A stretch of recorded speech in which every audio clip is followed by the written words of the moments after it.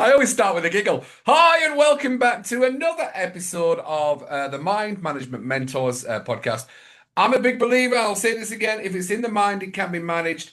And leadership, the whole podcast, there's three pillars to the podcast. It's about mindset and mental health, workplace wellness, which is definitely what we're going to be talking about today. And you know what? Leadership and HR specialists love to come on the podcast and talk about what they do because I think the workplace is one of those places where a lot of misunderstanding, miscommunication, and mental health, if we don't know how to manage that across, I always say emotional health. I think stress, anxiety, and depression is emotional health. It's emotional, but it always comes from a perception of something that we've maybe not been able to see. And that's technically what we're going to be talking about today, because I think, Sarah, what you do is absolutely paramount within businesses. And I've got so many questions for you. But before we go into that, Sarah Vogel, tell us who you are, introduce yourself as if you're on blind date. Okay, thank you, Silla. I will, so I'm Sarah Vogel. I run a business with my best friend David. We are called PDA, People Development Associates, Love it. and we've been going, I think in 2026, it will be 32 years. We met when we worked together at Selfridges in London. We were shop girls back in the day. We both ended up working in the training department, and we set up the business after I left to go to uni. Here in Birmingham. And we work across all different sectors, pretty much any sector you can name, we've worked with them. And the specialist thing we do is support and teach leaders to have the powerful conversations that they need to have, the absence of which cause a lot of headaches for them and for HR and for their people. So that's our specialism. And we do that through Fierce Conversations, which is a product, Bear Leadership, which is our own product. And we also have a fantastic influencing skills program. So, how to kind of make the best of both your relationships and your own agenda. So, that's mainly what we do. I'm also a coach, have been for 26 years. I think that's about it. I live in Birmingham. I never You, moved away. you, you don't sound like you're from Birmingham, though. No, I'm actually a southerner who's invaded Birmingham. So I grew up in West Sussex. I was born in London, grew up in West Sussex, moved back to London to work when I was at Selfridges for 10 years. And I moved up here in 92 to go to uni. And I never left because I met somebody, got married, had a baby, got divorced, remarried. I've never really bothered to leave because I quite love Birmingham. It's quite a friendly city. Nice. Very good. Absolutely amazing. So you look, I love the People Development Associates, the PDA. Now, when I first met you, because it was really important, I was down at the Business Expo. We came down. I was invited down. I thought it was a great place to come and meet some like-minded people. And we talked about it before we started the podcast. I know that we're in the same space of Mm, helping businesses thrive. To be fair, helping businesses to yeah, thrive. And yeah. you've hit straight on it. So I want to deep dive. How is it we don't understand the basics of communication, which is listening, which is being able to actually have those conversations? And it's such a simple switch and change for leaders and managers to have once they've learned it. But why is it so misinterpreted so much? Yeah. Why is that? Um, well, I think if you scratch the surface, a lot of it is to do with confidence, Yeah. which is another passion product of mine, project rather of Yeah. mine. So, I think back in the day, David and I once said, if you take away all the names of all the training courses that you Yeah. could possibly think of and just call it confidence and communication, you'd probably Yeah. have got it right. Yeah. So, my experience suggests that they live in fear of doing the wrong thing, Correct. saying the wrong thing. So that also influences their inability to have proper conversations about diversity, um, about people getting into trouble by saying the wrong thing, doing the wrong thing. They won't call it out. They're worried about managing performance because they're worried about having a tribunal or, having a grievance taken out against them. Um, and they're also worried about people not liking them. And I think what we try and do is we try and encourage people to see that it's a false truth going on, which is Yeah. if I have difficult conversations, it will shatter the relationship. Actually, we teach people that having honest, direct, courageous, passionate conversations actually enriches the relationship. It actually creates an outbreak of relief instead of what they imagine it's going to be, which is an outbreak of trouble.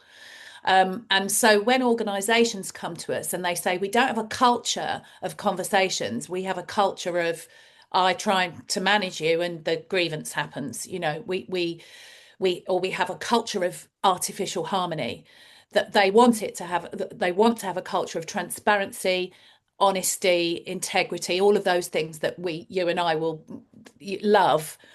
And I think my job is to help people see that it's not the terrible thing that they might have constructed in their head.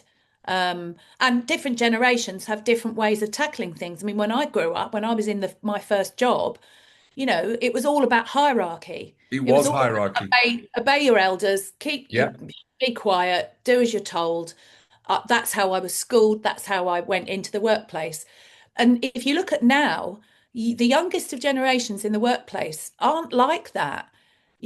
I mean, even I saw a documentary a while back saying that even the army can't talk to people the way they used to talk to people because the They young are. people are saying, "I'm not having that. Don't I've talk to seen me some like of the that." rules that the army have to follow now. They're not allowed. Yeah. They're not allowed to abuse people effectively. And I mean, not saying that they did, but they're not allowed to, to do things that younger people are saying, I'm not having that. I'm off.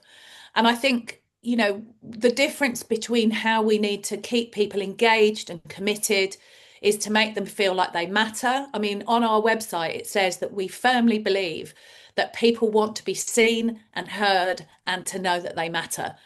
And essentially having those kinds of conversations is the vehicle for making sure that people feel like they matter, because when they feel like they're connected to what matters and that they matter, you're undoubtedly going to get better outcomes and better results. You're more likely to have higher engagement levels. So the answer to the question, why don't they, I think, is fear, in a word. So wait, so there's two parts to that because, by the way, you speak so eloquently, and thank you so much. And I can see I can hear the passion, and I can see the passion, and I think that's very evident, and that's amazing. Now, there's the one part of the question was going to be, well, where does that fear come from? Mm, Because mm. I remember working at I always try and throw in a little bit. I remember it was like at Royal Caribbean, Yeah, or Royal Caribbean, however you say it. I think I still say it the American way. yeah, And I remember that people were scared to have those conversations.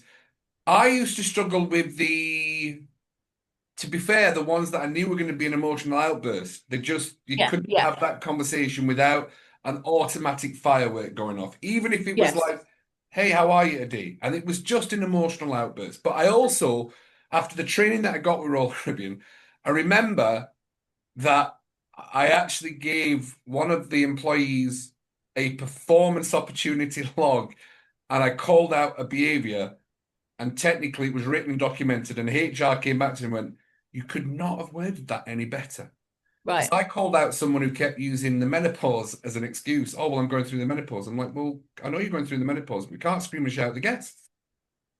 You need to Yeah, speak to me yeah, and then say, yeah. right, I'm having a bad day, right, go on, I'll put you onto a different part of the world. That's not a problem. Mm, And I mm. remember giving a constructive performance opportunity log, not a performance opportunity log, which was positive, was like, nah, it's not happening.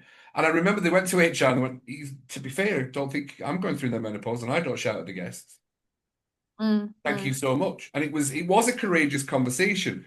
Yeah, But I know, and the second part, before, because I know we'll come back to it, is do you not feel, or we'll start with this first, do you not feel that staff and employees just want to be valued and heard? Do you not think yeah. that's like two of the most important things? Mm, Is mm. not to be agreed with, but Yes, yes. heard Yeah, they're different things, aren't they? completely. Understood isn't agreed. No.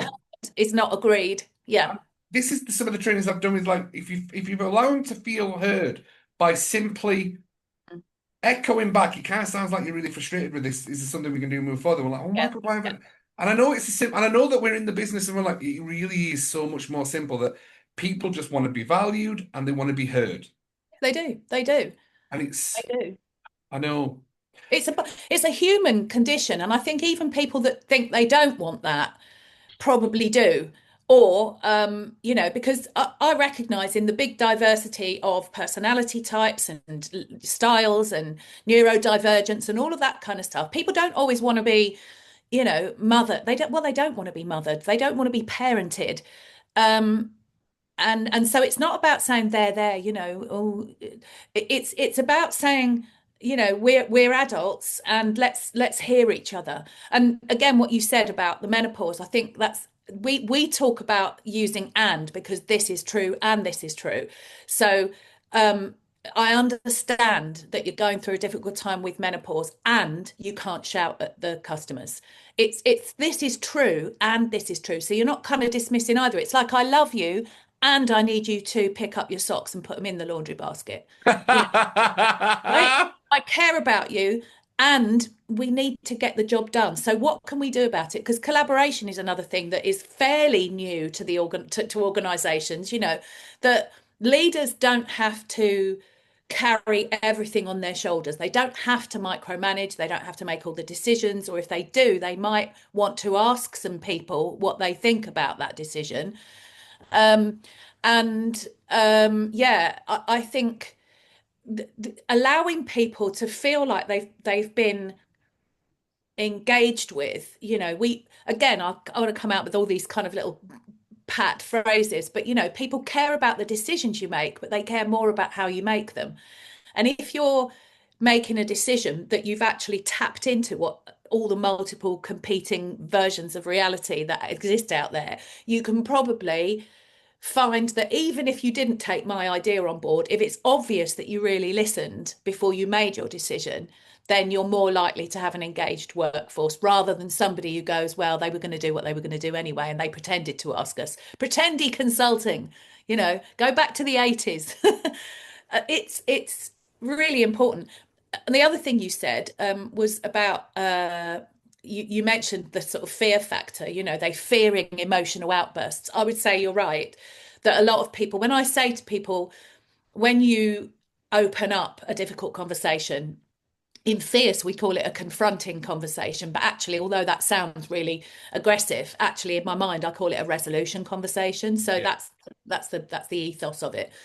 And actually, I say, what we're going to tee it up very succinctly. And then what happens? And they'll go, oh, well, they'll do this or they'll cry or they'll. And I think, God, I think it goes back a long, long way for me is when I first learned coaching. Um, they talked about being able to be with stuff, and they said what you can't be with rules your life. Now, if you can't be with tears, you'll be doing everything you can to not have tears in your life. If you can't be with it, you'll obsess about it. So I think when people find it awkward, they're telling themselves, this is probably much more your ballpark than mine, but they're telling themselves, but they might cry, so I don't think I better have the conversation. I don't want to upset them. They might cry. Actually, for me, I say, do react the way you're reacting. Your reaction is fine. I can be with that. I can be with whatever you bring. I have a wide fielding Yeah. stance, So I don't know what it is that people fear about emotion, but they do. They do fear it. We're, And we're scared of the pain, aren't we? We don't want to be that person. If we're generally nice people, we don't want to be that person that's inflicted that pain on somebody. But I yeah, think once those leaders and managers have understood that actually, no, that was their pain and that was their yeah. emotion. We've not And we don't inflicted even anything. know. We don't know what the pain is. And also when we think about pain, so one of the things I often think is that a manager or a leader, they probably won't broach it in a way that is, for example, we like people to tee it up by saying, I want to talk with you about the impact that X has had on Y. Yeah. That's the way we open up. So we're not playing guess what the issue is I've got with you, guess what problem I have with you. We're actually saying, look, I want to talk with you about the impact that X has got on Y. And rather than how's it going, how are things? And people starting to worry, what are they trying to say to me? What is it? What is it? And the bolder amongst them will say, come on, just get to the point, tell me what the problem is. And the more fearful will be sitting there going, why haven't they told me what it is? Is it, am I getting sacked? Am I getting And I think leaders are more likely to be peeling the plaster off one painful hair at a time rather than just ripping it off and saying, right, we need to Yes. talk about this thing. We need to talk about this thing. Let's just talk about this thing. Let's see how we can resolve this thing, you know. And I think this idea of emotion is a difficult one, really. But quite often, I mean, I trained as a mediator shortly, and David and I trained as Yes. mediators Yeah. shortly after we did our fierce training 18 or so years ago, because we recognize that sometimes fierce conversations are a bit too little too late, and that sometimes there is a much deeper issue going on, a conflict. So we did this training. And one of the beautiful things about mediation is that you can see that once people feel heard and understood, they settle down. They often, not always, but they often settle down and they start to Psychological listen to safety each need. other. Yeah, they start looking at each other, they start listening to each other. And it's much the same in these mini things, these mini resolution conversations, is once people feel like you're trying to listen and understand them and that you're being safe with them, you're a safe pair of hands, you're holding the space, if you like, psychology speak, actually they settle down a bit. They recognize they're not getting a bollocking. They recognize that you're there to resolve it. And everybody settles down, and we get to the end of the arc of that conversation, and we've got some kind of action at the end of it that is collaborative. Instead of me going, right, Cuddy, what are you going to do about this? When are you going to do it? I'll be trailing around after you for the next week, breathing down your neck to make sure you're doing it. It's not like that. It's saying when will we get together and chat about it? When do you want to catch up with me? I when you're talking through that, I'm like, oh my God, I remember, and I learned this from an NLP coaching book, and I'm sure this will 100% be a technique that you use. But I read it in a book and I was like, there's no way that'll work. And it was about being a stressed out manager and having to deal with everyone's problems. And it was like, don't deal with the problems, let them deal with them themselves. And it, Mm, it was a story of that the manager said, right, you're going to sit in the room and you leave the room and you come back and you just leave the room and say, look, in 30 minutes. You two need to come to a solution so that when I come back, we've got a resolve. yeah, And that was one of the things that I did, and it worked every time. But one of the other one was that it was a three position, something like I forgot what it was called, but it was the three positions, and you had them all speak and listen. yeah. Meta mirror. Is that Meta what it's mirror. called? Yeah, I Echo think mirror. so. Yeah, I think so. I I remember because as a cruise director, we were in charge of so many different departments. You had the creative sides, and then you had the safety side. And I was sat in the middle going, I'm more creative than the safety, so I can see the point on both sides. But I remember sitting down with the stage and production manager and the head dance captain, and I think there might have been one of the dancers in as well. And I'm like, right now, you're going to let that one person speak. And all I want you to listen to is what the fear is, not what the problem is. Listen to Mm, the fear. And the little monkey minds would chirp up, and so I'd let him speak, and I was like, right. Every time the monkey mind, but no, no, no. You let him, mm, even if he's got to speak for 30 minutes, it's fine, because then you're going to have 30 minutes to speak. What I want you to listen to is what's his fear.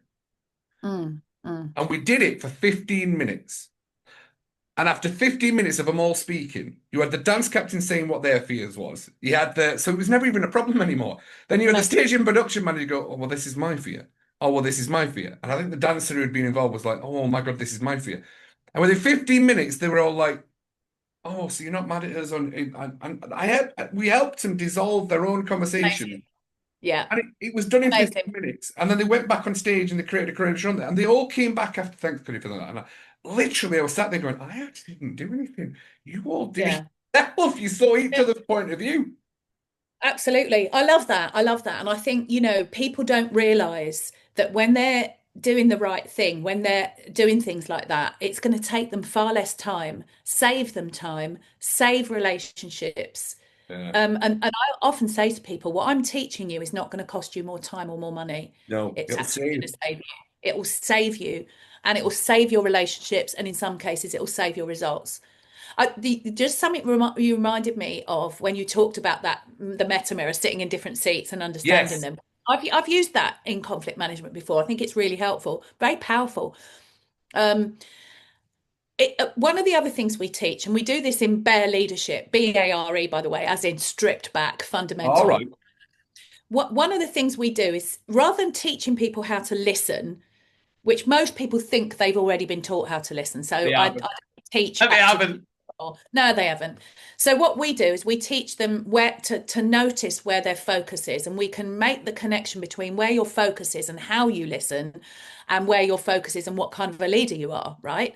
So I don't know where this came from, but I think I learnt it about 20 odd years ago in coaching. And there's four levels. So level one is in my head, what matters to me, what's going on for me, my feelings, my thoughts, my fears, etc. Level two is you connecting to you or the other parties, what's going on for you. So in order to connect at level two, I must put my own agenda to one side. I must, because I can't connect to you while my own agenda's in the way. Level three is about the ability to read the room. So that might be the actual room, or it might be what you're not saying. So you might say, I'm fine, I'm fine. And I'm like, nah, he's not fine, he's not fine. I'm reading the room. I know people that think that fine means fine. They It wouldn't go really any doesn't. It literally, really doesn't. right? Um, and level four is that connection to what we are in service of. So teachers, every child, every day, social workers, is this child safe or is this child not safe? You know, um, passenger safety, passenger entertainment. I don't know what your level four was at Caribbean, but there is always a level four in an organization. There is always a what are we here for? What's the biggest and highest purpose? Right, So I if you think see. about leadership, so leadership, a level one leader will probably be charismatic, but they'll probably be a bit more self-oriented than they really should be. So they can usually get their own way because they're saying, do it for me, or they're flattering or charming people into doing it. A level two, there is dysfunctional both. So functional level one is probably just understanding why people follow you. Dysfunctional level one is where you're overusing the charm and things like that. Functional level two is that ability to really focus on the other and do what we said earlier, which is they feel understood, they feel like they matter, they feel listened to and heard. Dysfunctional level two is the mother hen sort of thing where, I'll protect you, my team, my department, I my. maybe veered into that. To be fair, sometimes I got quite protective. Yes. Yeah, I mean, we would all do that, but I think it's never a problem in the moment. It's just a problem if you're stuck in that way. And one of my husband, who was a manager in children's services until he retired, actually used to take over a team that hadn't been operating well, and he'd find that the manager was saying everything was fine, but was hiding all the problems in the drawer. And then he'd find the problems, and the problems would be performance related, or the problems would be, things that hadn't been done. Um, anyway, so that's dysfunctional level two. And people who are, if you imagine, I'm afraid because I want people to like me, that's also dysfunctional level two. So people who get stuck in level two can't have the difficult conversations because they're too worried about, is this going to break the relationship? Level three, um, I don't think there's a dysfunctional level three, but I think if you're only ever looking at the biggest, you're only ever reading the room and looking at the patterns and themes, you can seem a bit disengaged, a Yeah. bit woo. So you have to also connect at level two. So we talk about when you're trying to understand people and make them feel like they matter, you're kind of going between level three and level two. What's being said, what's not being said, all that kind of stuff. And then level four, if you think about leadership at level four, most leaders who are great leaders understand that what they're in service of dictates how they make their decisions. So Yeah. is this decision going to help the children that we're educating? Is this going to contribute to passenger safety? Is this going to contribute to that child's safety? You know, um, I suppose if you run Tesco's, you're going to say, is this going to add shareholder value? Or whatever it is that's Yeah. the level four for your organisation. So, and it kind of links to the values and the mission of the organisation. Um, so when you going back to your first question, what is it that stops people having the conversation? Well, another answer is they're stuck in their own level one. All they're thinking about is what they think, what they feel, what they're worried about, and they're not thinking about the fact that it might benefit the other person.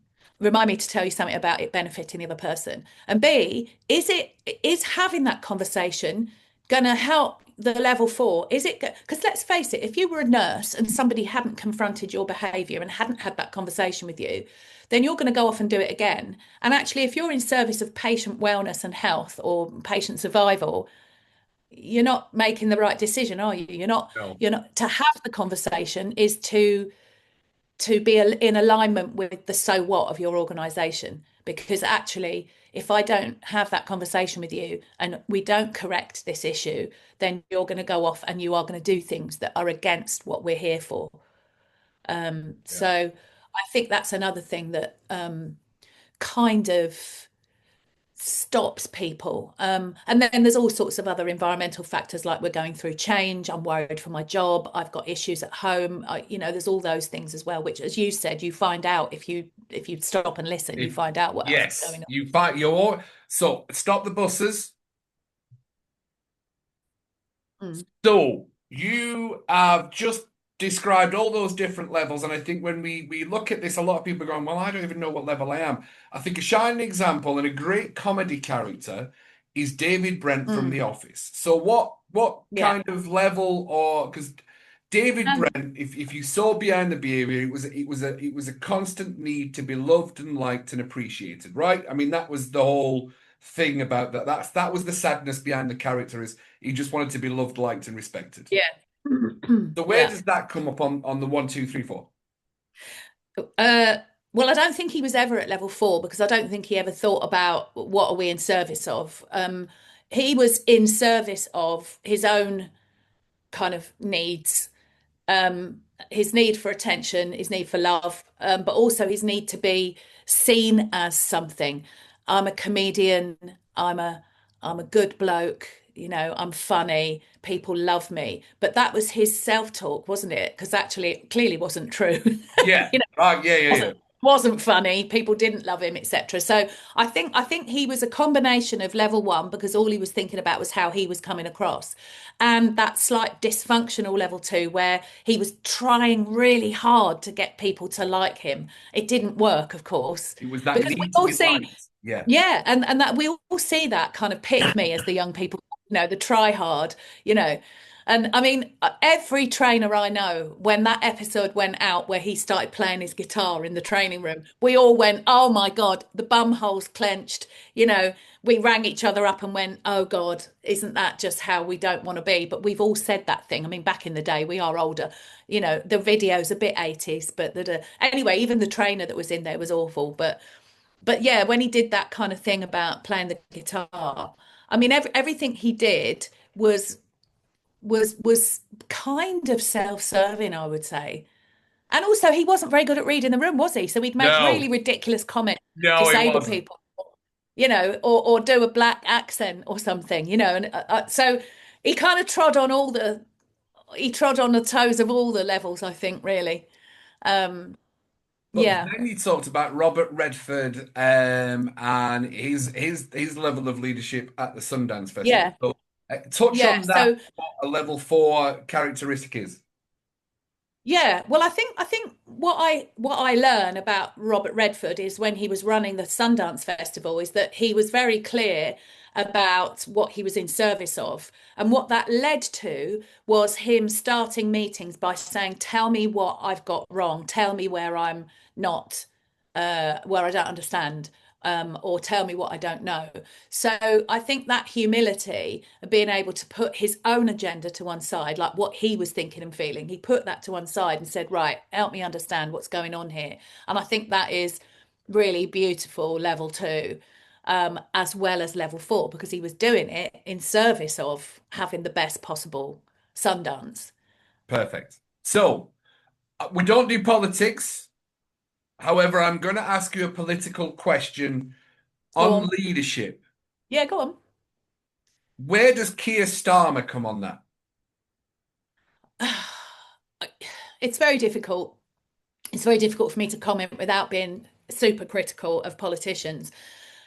Um, I find it very difficult to think of anyone who's in office um, as being genuinely in service of something greater than um, Mission. their own progress in the world, their Yeah. own their own you know, whatever it is. I don't know. I can't find the right word, but I could give you a smaller example here. I work a lot in education, and I was thinking recently about somebody who's a deputy head in a school that I know, and they're compared to the designated safeguarding lead, who's also a senior person in that school. Now, that designated safeguarding lead is always in service of safeguarding children. That is that person's, they breathe, eat, sleep, walk, talk, safeguarding. Everything they do or don't do is about keeping a child safe. Now, the other person, their agenda is something else, not safeguarding, and I won't say what it is just in case it's obvious. And but what's really obvious to me in seeing how that other person operates is that they're operating from a place of self-interest. So they are operating from level one, because what you can tell is what they will do is they will borrow resources from other parts of the organization in order to get their own results. So it isn't a collective. It isn't thinking, well, what's best for the whole here? It's what's best for my agenda and the thing that I've got to tick off my to-do list. And so what that strikes me as is someone who is in service of their own career, as opposed to being in service of the children of the school and Right. the team and the collective. So if we go back to Keir Starmer, I suppose, without knowing him personally, I would say I'd put him in with most other politicians in that they're there for their career and for what they can say they achieved while they were in government. Because if you look at any government who's been criticised, they'll always say, well, when we were in government, we did this, this, this, and this. Nobody ever says, yeah, we messed up actually. Yeah, I don't think we did a great job on that, did we? Nobody ever says that. Nobody acts like Robert Redford and says, tell me what I did wrong, tell me what I don't know. Um, and I mean, even when they answer a question, their media training must be rubbish, because they'll all say exactly the same thing. They'll say things like, let me be clear. We've been very clear, or we were clear, but they overuse that word, They and they really will do. use that to, Yeah. they distract people from what the real answer is. The only person I will say seems to be, whether you agree with the party politics or not, I quite like Zach Polansky at the moment, because he seems to be not talking like a politician. He seems to be talking real language and actually answering the questions that are asked of him. I don't know who that Polanski is. I apologize. He's the leader of the Green Party. Right. Is he the hypnotherapist? I don't think so. I don't know much about him because he seems to have come into the spotlight quite recently. Oh, I think he's a hypnotherapist. He's also the membership of the Greens has gone through the roof recently. So it's quite interesting. So regardless of the agenda, if you think about the person, the man standing in front of you, if you listen to him talk, he's not afraid to use real language and not political language. He's not afraid to speak from the heart, which I think is very appealing, and it's certainly appealing to younger generations. So I don't know. I mean, it's interesting for me because I don't mind admitting I was a lifelong Labour voter and a member of the Labour Party, but I left the Labour Party a couple of years ago because I wasn't happy with how they were behaving. Ah, right. Yeah. I Again, just it's not a political debate, and I'm not. no, no. It was the But leadership I like the style. way, yeah, and I think leadership style is very interesting. I think looking at people in the public eye. Because to what Um, you've said, I actually, whereas I used to get offended by Nigel Farage, okay, yeah, he answers questions. He doesn't escape and avoid, because this is leadership and this is communication. And there's yeah, been a realness. And to be fair, because we were talking about this before we got on the podcast. Oh, are you not getting stressed because we're talking about reforms? I'm not saying I'm voting yeah, for yeah. reform in any Oh, way. yeah, I got So the so many body names. language No, changed. no, it's fine. It's kind of one of those. Yeah, It's kind of one of those things where I'm like, he seems more honest. There's an honesty, there's a congruency in what he's saying. I haven't looked into Green Party, but this is about leadership and communication, which is what the podcast is yeah. about, You have not to who you have you're to voting listen to for. Zach Polansky and see what you think. Yeah, absolutely, I will do. So Yeah, yeah. now we talked about those I different yeah, styles. if we're talking about yeah, Go go on. on. No, no, please do. No, I was just going to say, in relation to dodging the question, I actually did hear Nigel Farage being asked by a journalist, were you racist towards other people? And he said, I was never deliberately racist. He did actually dodge the question quite dramatically. But anyway, It's all right. I can see you being yeah, quite I passionate think about it's this, always, but yeah, it's fine. We'll all laugh nervously just for a few minutes. it's okay. No, because we're talking leadership styles and communication, and I'm a big believer in congruency of say what you're gonna do and mean it. Yeah, yeah, And I 100%. think people see that. Yeah, yeah, I think exactly. people are not they're not seeing through a lack of authenticity. They're seeing through a lack of congruency. And without people Yeah. realizing, they might not understand, they actually do know what congruency is, and they're going, actually, what he's saying, he's not doing. And there's a Mm, difference. And mm, it was a coaching thing that I learned years ago. Is like, if you can also say something to a client and you don't mean it, don't mm. fucking say it. Just don't, because there's a lack of congruency. Yeah, Have absolutely. impart the real you. And we talked about this before we started the podcast because I wanted to go into, because I know we've had a great conversation so far, and it's been, thank you so much for coming on. But I Oh, you're genuinely welcome. wanted to go through the pill boxes, because the Oh, reason yeah, I was yeah. drawn to you, and I don't even think I knew it was leadership training that you did, Mm. at communication. Your box down there was the medical tablets, and I was just like, oh, what is Yes. it you're doing? You're on Yeah. leadership training. So, do you Yeah. have the 6 boxes with you, or would you I like to do. talk about a few of them? Because I Yeah, think yeah, they're I great do. conversations. I brought them with me in case you asked about them because I knew it had been on Yeah, it was good. the kind of invitation. So we talk about our training, no matter which one it is, being pain relief. We started off saying pain relief for HR headaches, but we devised that because we happened to be at the HR directors expo once a few years ago. And I said those words out loud to a group of HR directors, and they all went, oh my God, yes. So we thought, oh, we've hit on something here, pain relief for HR headaches. But because we knew this wasn't an HR specific expo, what we did was we said pain, we used for this campaign pain relief for your people headaches, because I might have a people headache because it might be my career. I've got a block in my career, or I want to change career or something. Or it might be that I'm a leader and I've got some problems with the classics, which is what we've come across in the last 30 years, which is lack of collaboration, Yeah. um, micromanagement, meetings that drive people mad. These are all things that come up in our programs. Um, Lack of accountability. So people wanting to change the culture to one where people do what they know is the right thing instead of waiting to be told or saying that's above my pay grade. Um, and so what we did, and this was one of our team's ideas, Ella, she said, why don't you have some pill boxes? And we were like, yep, absolutely went with that.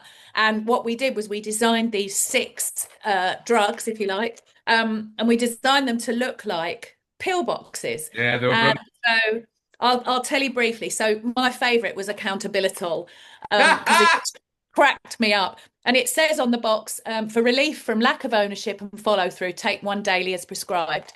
The ingredients on the back: responsibility, 100 milligrams, clarity, transparency, and consequences. Take whenever tasks slip, works best when shared across the whole team. Warnings may cause higher standards, improved trust, and visible progress. So I won't go through all of them. I'll tell you the names because I find them hilarious. And obviously, as we said earlier, we like to be found hilarious. So inside each of these little packets was a couple of, oh, just dropped them. So a couple of like little fake pills. They just got paper inside. But also because it was people headaches, we found these little pills with people inside. So they Oh had my a, God. oh, to the camera. Just thought they were so cute. And then we put in one of those things you get in your paracetamol packets, like a little thing here. It's got our QR code on it. So, how to take accountability. Reflect on the following questions whenever things slip. How clear are your expectations, really? What happens in your culture when commitments aren't kept? And do you role model accountability in the way you want others to? And then possible side effects, we've got that. And then we've got a little section at the bottom that says repeat prescription. Scan the QR code to book a consultation with PDA and discover how we can help you prevent this pain long term. And each one of the pills has a different, set of instructions inside. So that was accountability, which I thought was hilarious. We've got delegate for relief from chronic micromanagement, collaborix, relief from closed and siloed cultures, uh, meatless for relief from back-to-back diary overload, Brilliant. changes for relief from chaotic change management, and then finally perform all for relief from poor performance management. So we had those in a glass case that looked like a chemist's, and I can't remember if I said this to you or not, but we had people coming up saying, "I've got a bit of a migraine. Can you sell me them?" And I'd be like, "Don't." So they're not real. I was going, they're not real. And also, why would you buy pills off some random woman standing there with a t-shirt saying, "What's your people headache?" People thought they were actual headache pills. Oh And my then God. I love it. sometimes we had a few. Another hilarious incident was people coming up who were actually pharmacists or doctors or whatever, saying, "Are they real pills? Are they real pills?" Yeah, I was doing some work. I went to do a session at Guy's Hospital recently. Now it was their learning and development team, but I actually took the 6 pills and the 6 packets down and actually gave it to their lead of the session and said, "Look, have a look at those because we think they're hilarious." So that was our campaign, and we found it so funny ourselves that I think we transmitted how funny we found it. And I think I was saying to you earlier, just by way of milking the metaphor, we had to really restrain ourselves from not wearing white coats and having Oh, stethoscopes. bang on. We had to restrict. We may do that in future. And what I liked about this and everything that we've talked about, Sarah, is your energy and fun towards the training. Because I've Mm, had this conversation with people like, "Cuddy, I don't know if I can get you into businesses because you're too lively, you're too fun and you're jovial." I'm like, that's the problem with your business. There's not enough lively, fun, jovial. And what you've what? done, Honestly. I know, they just, I don't know where this mindset. I mean, you're not even going to be able to talk and communicate to the people that's going to make a difference in your business moving forward if there's not some fun or joviality in it. I know. But what I will say, and if there's any of my friends, everything in those tablet boxes, the meat less one. When I Yes. worked at Royal Caribbean, our lives were ruled by meetings. Can't tell. I can't agree more.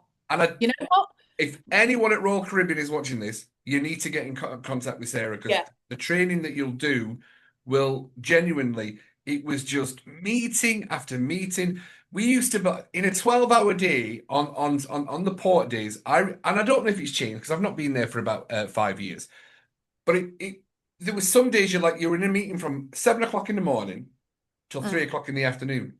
And then we had to go and do our work at night time as well. And I'm just like, Kill me when now. Kill me now. this could have been an email.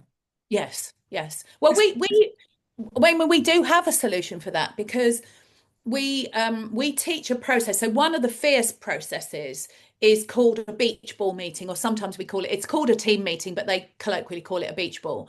And it's a brilliant way of not only resolving some of the pains that people have around the headaches around meeting and all the too many meetings, but it's also a process that is incredibly effective at helping people to make the best possible decision for the organization.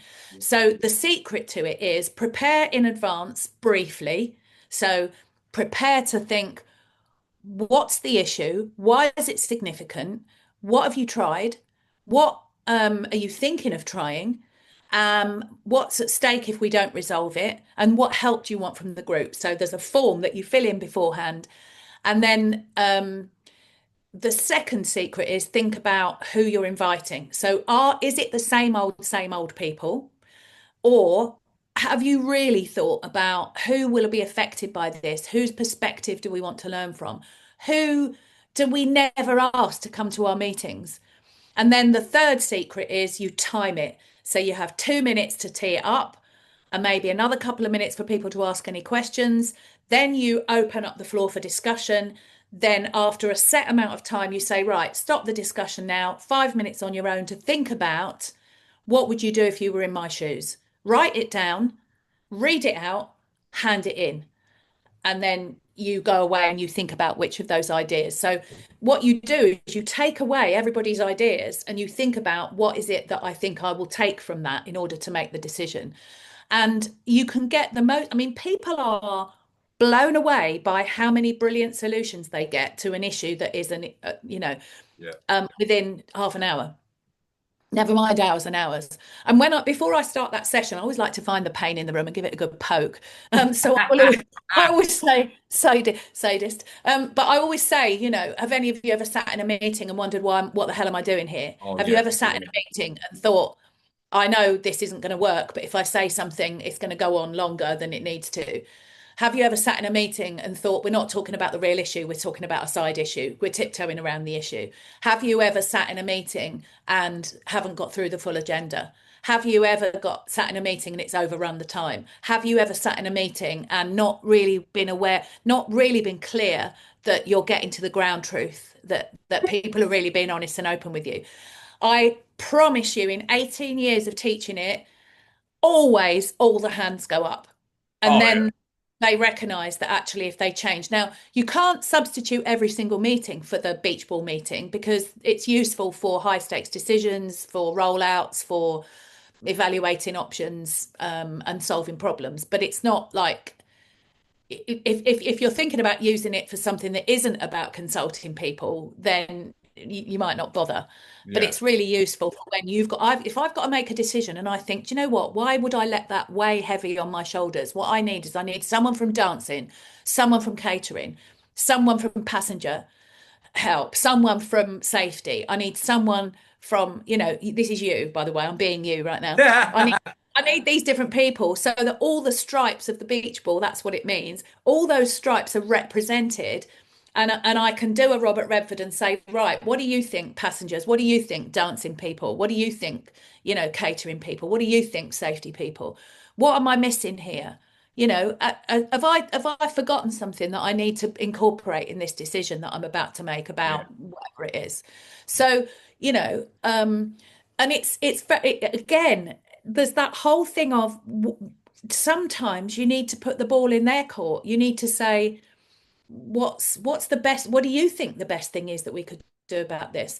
I remember facilitating a beach ball meeting at a contact center at one of our clients, and what happened was in this contact center was that the first line managers had started to really get a bit parenty in the way they were leading the teams. And of course, the more parental you get, the more childlike the people get. Childlike. Yes. So the two things behove each other, right? So they were like going, what time do you call this? And get off the phone, and you're not answering enough calls. And why is so and so run off to the toilets crying, all that kind of stuff. And it was just getting worse and worse and worse. Anyway, we facilitated a beach ball. And what we got the first line managers to do is to fill in the beach ball and to say something like, look, this level of micromanagement's driving us mad, and I'm sure it's driving you mad. So what we want to do is we want to see is there a different way of us kind of working so that we can all get on with what we need to be getting on with. And so when it came to the things, actually every individual in the room made a commitment as to what they were going to do that would reduce the need for the supervisors to micromanagement. So they'd stand up and say things like, right, I'm going to set an alarm on my phone so that I'm back on time from my breaks. I'm going to make sure I switch my phone off during working hours. I'm going to, and they were all committing to it. And the supervisors couldn't believe it. Couldn't believe Yeah. how it just broken the seal on this idea of, I'm going to get told off. I'm going to run crying to the toilet. And then the supervisor's going to run after me and go, I didn't mean it. All that kind of parenty thing. Yeah. Yeah. And so I think this idea of allowing people to be well used as far as their brains go is a really good thing. A really good thing. There was Yeah. can I tell you, I would just tell you one quick story. GE, General Electric. Now, there's a story in the book Fierce Conversations I'm about to tell you. They used to run a staff suggestion scheme. And the person who saved the company the most money would get a percentage of that and they'd get an award. Anyway, they had the ceremony because the one who'd won it in this particular year was the janitor or the head janitor. Yeah. And he took the microphone and he said, for 20 years, you've paid for my hands and feet, and you could have had my brain for nothing, but nobody asked me. And that's why we've got to think about who's round the table, right? Honestly, you're speaking my language because I've just come from something and I'm like, I, I'm even pulling my hair out and I've not got much of it. Talking to you, going, the amount of times I sit in a room and I'm like, I'm just like, leadership can be so basic because it's not about you, it's about them, and just ask them. Ask them. Just Yeah, ask them. The answers, I know.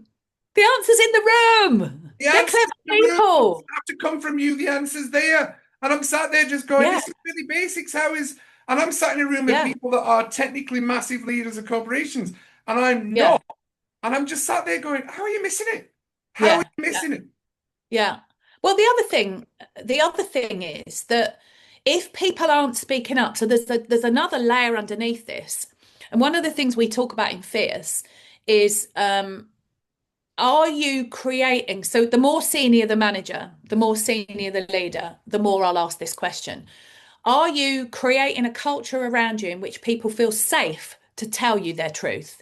Because actually, sometimes the reason why people look at their feet when you say, "What should I do about this?" is because you've been a bitch to them in the past. Yeah. You've reacted badly. You've told them to shut up, or that's a stupid idea, or next, or that's never going to work, or Oh, no. that's why, Oh, right? no. Yeah.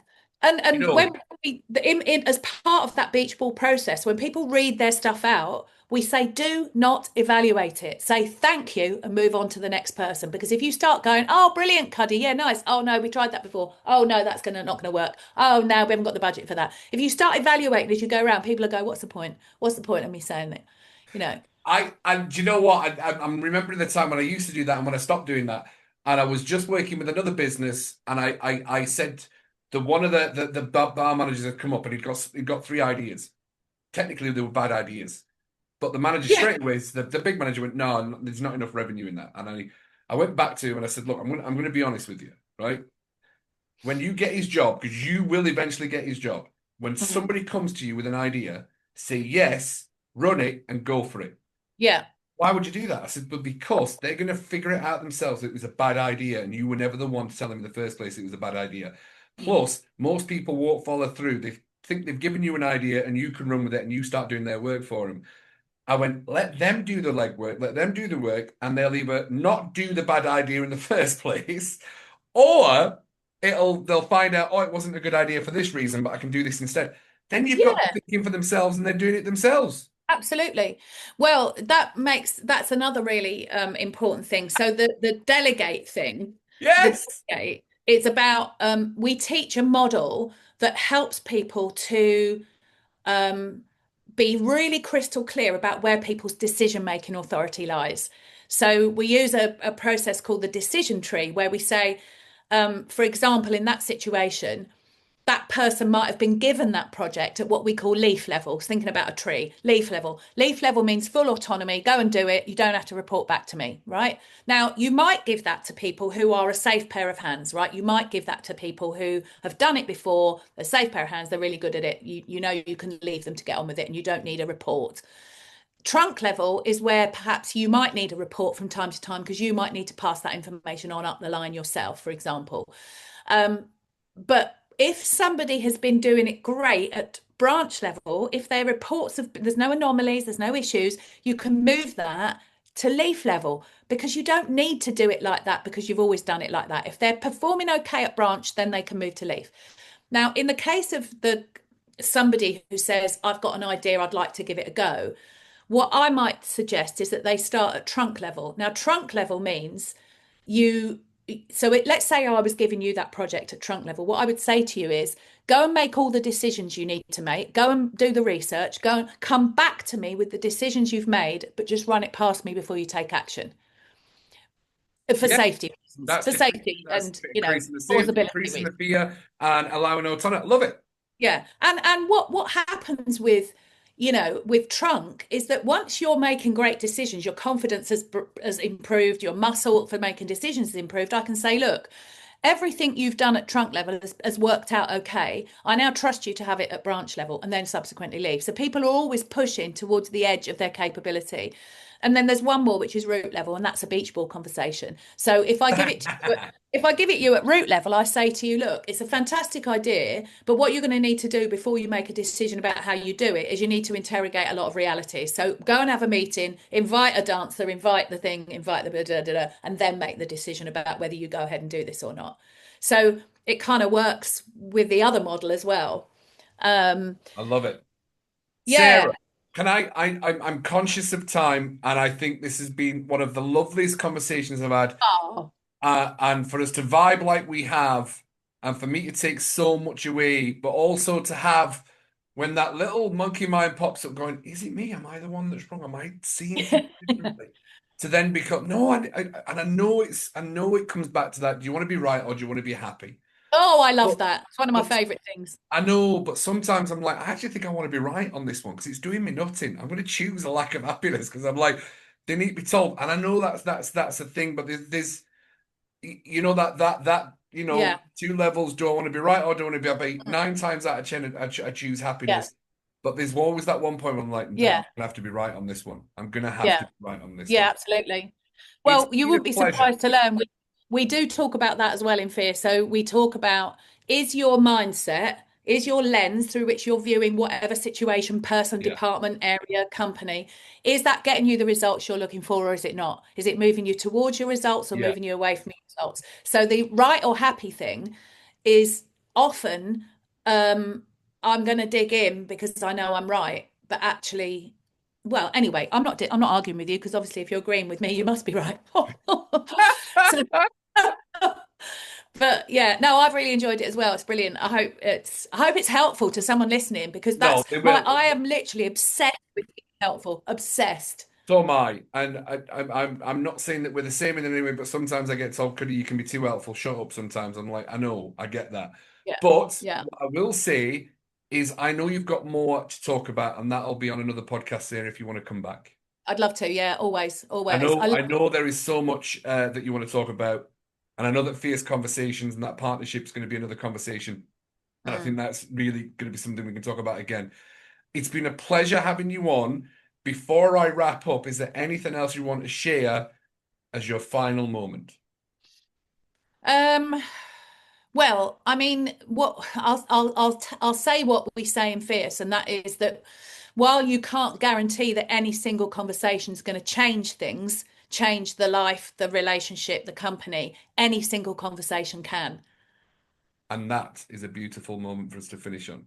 And I always finish the podcast with a small sentiment of, look, I believe, and we talked about this before the podcast starts, I believe if there is better communication, better collaboration, and people feel valued and heard, you're going to have a better emotional intelligence within the business structure, and that will pay dividends for your business. The 100%. people, the more positive emotions that there are in the business, the more revenue you're going to get back. So Yeah, your return on investment is minimal on the training that you have. There's 100%. a beautiful power of when we do it in person, it's not AI orientated. And I'm sure there's AI things that do lots of stuff for us now, but we're missing out on that one beautiful part which drives businesses, drives human beings, which is emotion. Mm, mm. And that is something that needs to be understood. Yeah, And on I that agree. point, yeah, if it's in the mind, it can be managed. And Mm. PDA is definitely a place for you to go and get those answers. As always, big love from Cuddy, and we'll see you on the next episode of the Mind Management Mentors podcast.